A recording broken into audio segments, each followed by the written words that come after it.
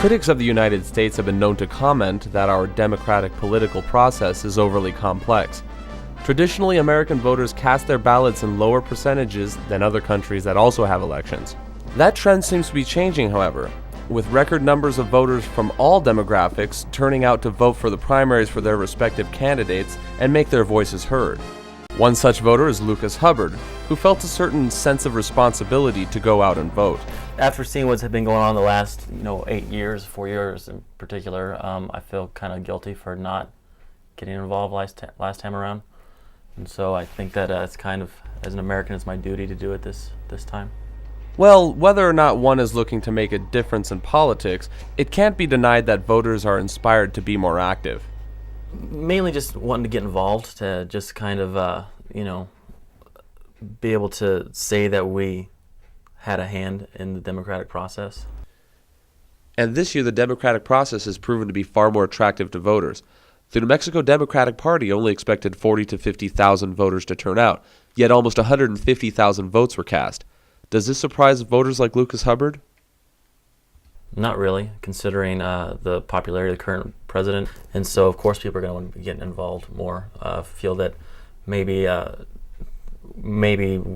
we won't screw it up this time, especially with the war going on. I mean, people care. Executive Director of GOP New Mexico, Adam Feldman, offers some distinct insight as to why this year's voters for both parties are so energized. I think there's a lot of interest in this primary because you have a lot of firsts in this primary. I mean, on the Democrat side, you have a chance to nominate an African American or a female, and I think that stirs up a lot of excitement. I think on the Republican side, we have great candidates who have a lot to offer, and that stirs up excitement about the primary. I don't know so much if the excitement in this primary has anything to do with the current president. Now, speaking of primaries, one thing that many don't know is that the New Mexico state-sanctioned primaries won't take place until the summer. Political Director of GOP New Mexico, Chris Atencio. Actually, what they had was a presidential preference caucus, which was just another method of choosing who their delegates would vote for at the Democrat National Convention in Denver.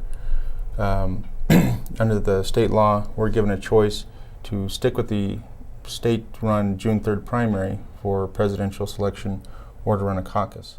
The New Mexico Democratic Party has been criticized for poor organization in this caucus because they moved the date up to Super Tuesday.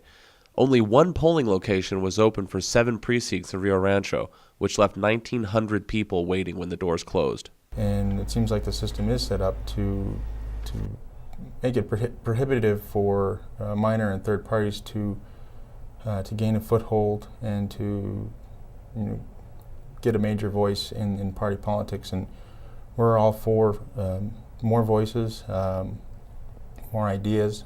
We feel that helps increase the effectiveness of government if there's more debates, more ideas, rather than just the same ideas from the same people for the last 80 years. So the political process is alive and well. Young voters are getting into the mix, and ideas to improve the electoral process continue to crop up everywhere. Although everyone may not agree as to who the best candidate is, it seems that there is some agreement on one thing: democracy is alive and well.